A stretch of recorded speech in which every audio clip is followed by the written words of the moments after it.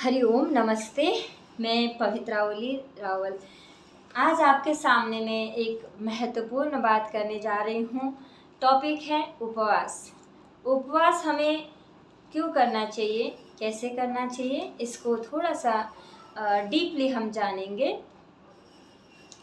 वैसे तो इसके पीछे साइंस का भी बहुत महत्वपूर्ण बड़ा योगदान है, जिसे हमें उपवास क्यों करना चाहिए। वैसे आस्था के लिए भी उपवास करना चाहिए इंसान को। वैसे ही खाना खाना कोई बड़ी बात नहीं है। खाना कितना खाते हैं, लेकिन उस खाने को खाने के बाद निष्कासन करना बहुत ज़रूरी है। वैसे ही उसको अगर पचा नहीं पाएंगे, फिर आपका डाइजेशन सिस्टम ठीक से नहीं चलेगा, तो आपके सोच विचार, आपके हाव भाव अलग हो जाते हैं। आपके थॉट्स, आपके अंदर हर एक चेंजेस आने लग जाते हैं।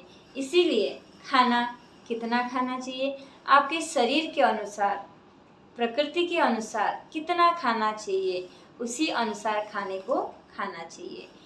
खाने के बाद ऐसे ही जिस तरीके से गाड़ी की जो पहिए होती है, पार्ट पुर्जे होती है, यानी कोई मशीन होती है, उनके ज़्यादातर रगड़ रगड़ के उनका वो मशीन ही ख़राब हो जाती है। ऐसा ना हो, थोड़ा सा उनको रेस्ट दिया जाता है। पार्ट पुर्जे को अच्छे से सर्विसिंग किया जाता है। मान लीजिए गाड़ी को सर्विसिंग किया जाता है, और कंप्यूटर ज़्यादा अगर आप इस्तेमाल करते हैं गर्म हो जाती है। फ़ोन अगर आप ज़्यादा इस्तेमाल करते हैं गर्म हो जाता है, फिर हैंग हो जाता है। इसी प्रकार आपको खाने का नियंत्रण कितना समय तक खाना चाहिए, कैसे खाना चाहिए, और उपवास के बहुत सारे अन्य फ़ायदे भी हैं। और ठीक से ना करेंगे तो उसका नुकसान भी आपको लेना पड़ता है। क्या करना चाहिए, आपके अंदर जैसे कि शरीर के हमारा पित्त, कफ और वात से बना हुआ है, तो इन दोषों को हम जाने, कैसे पता लगाएं कि आपके अंदर कौन सा दोष कमी है, कौन सा दोष ज़्यादा है। तो अब इसको कैसे आप पता लगा सकते हैं, आपके हाव भाव, आपके रहन सहन, बहुत अलग अलग विभिन्न रहन सहन या आपके हाव भाव किस तरीके से हो रहे हैं, कैसे चेंजेस आपकी बॉडी में आ रहे हैं, ऐसे आप पता लगा सकते हैं। और उपवास का मतलब है पेट को साफ करना नहीं, सिर्फ पेट को साफ करना नहीं है, इसे तो सेल्स को बढ़ाना है। सेल्स को बढ़ाना है। पेट में जो बैठे हुए हमारे वॉर्म्स होते हैं, अगर आप खाना नहीं खाएंगे तो वो आपका खाने का, अन्न का वेट कर रहे होते हैं। खाना थोड़ी देर बाद आप खाएंगे तो वो क्या हो जाएंगे, भूख से तड़प जाएंगे, मर जाएंगे धीरे धीरे से।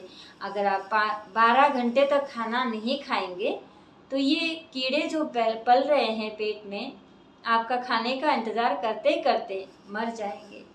इससे तो आपका फ़ायदा है, पेट साफ हो जाएगा, आपके आंतों को, छोटी आंत बड़ी आंतों को भी रिलैक्स मिलेगा कुछ पल के लिए। तो इसी प्रकार से खाना खाने के लिए जानना बहुत ज़रूरी है। खाना खाना ही बड़ी बात ऐसा नहीं है। क्या है कि उसको अंदर खाना कैसे लिया जाए, वो भी कोई बड़ी बात नहीं है। खाना का निष्कासन करना बहुत बड़ी बात है, और खाना ना खा के बैठना ये सबसे बड़ी बात है। शुरुआत में प्रयास करें, सुबह खाना नहीं खाया है, अगर शाम को 6 बजे खा लेना चाहिए। उसके बाद सुबह का यानी कि 10 बजे तक आपको खाना खा लेना चाहिए। यानी कि आपका रात 6 बजे से लेके सुबह 10 बजे तक का आपका फास्टिंग हो गया, ऐसा मान लीजिएगा। उसके बाद आपको खाने से पहले नींबू का जूस निकाल के निचोड़ के उसमें नमक पानी, गुनगुना पानी डाल के आप पी लीजिए। उसके हाफ एन आवर बाद आप खाना खा लीजिए।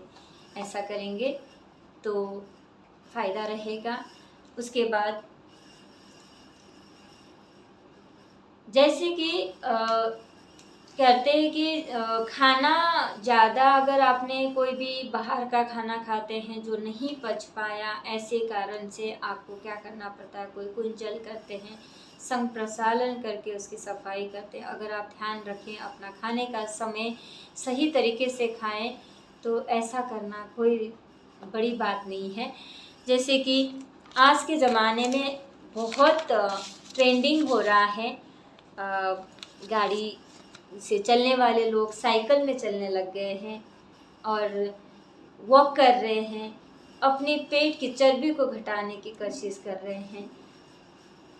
अगर आप इसको समय होते हुए अपना ध्यान से अगर कर सकते हैं तो ये सब करने की कोई ज़रूरत ही नहीं है।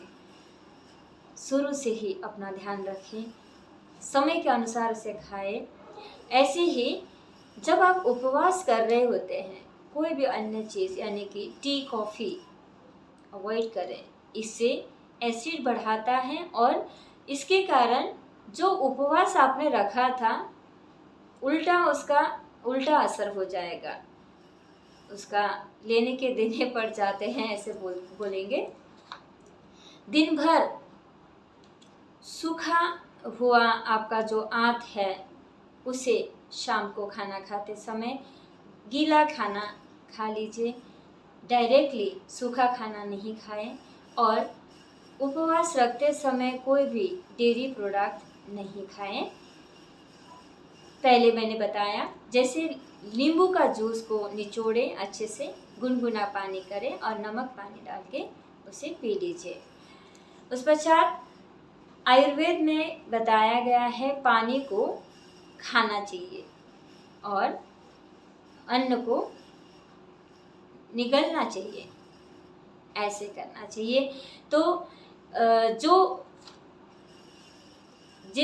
खाना अगर ठीक से नहीं पचता है वहाँ पे अनीमिया यानी कि मलद्वार से जो निष्कासन करता है उसे हठयोग में बताया गया, हठयोग के अनुसार बताया गया है पस्ती, अनीमिया,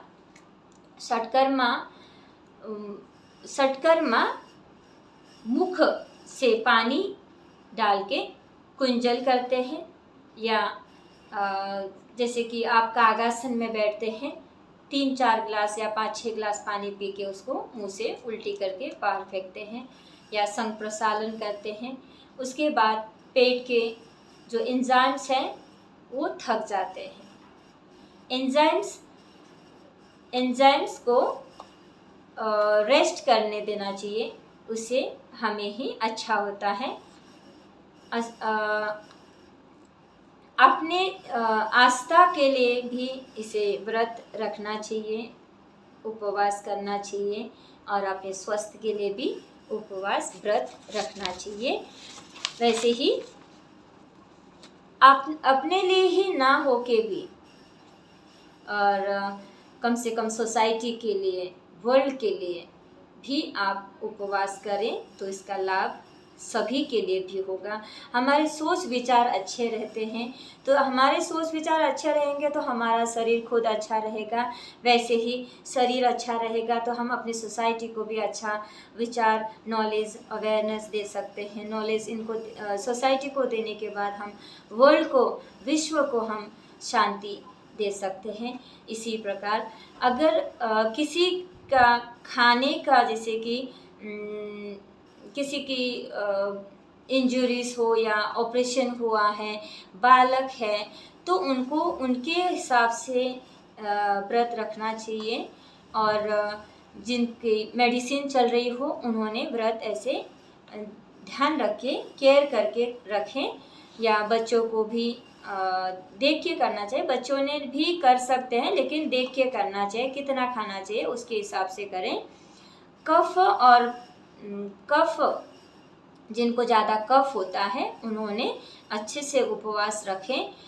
जिनका पित्त प्रवृत्ति है, अग्नि और पानी की मात्रा ज़्यादा है, उन्होंने थोड़ा कम रखें, लेकिन उसके धीरे धीरे प्रयास के बाद आप उसे बढ़ा सकते हैं। इसी तरीके से thank you. I hope this video will be valuable for you all and thank you so much. ऐसे ही अन्य जानकारी के साथ फिर से आपके सामने उपस्थित होंगे। Thank you so much. Hari Om.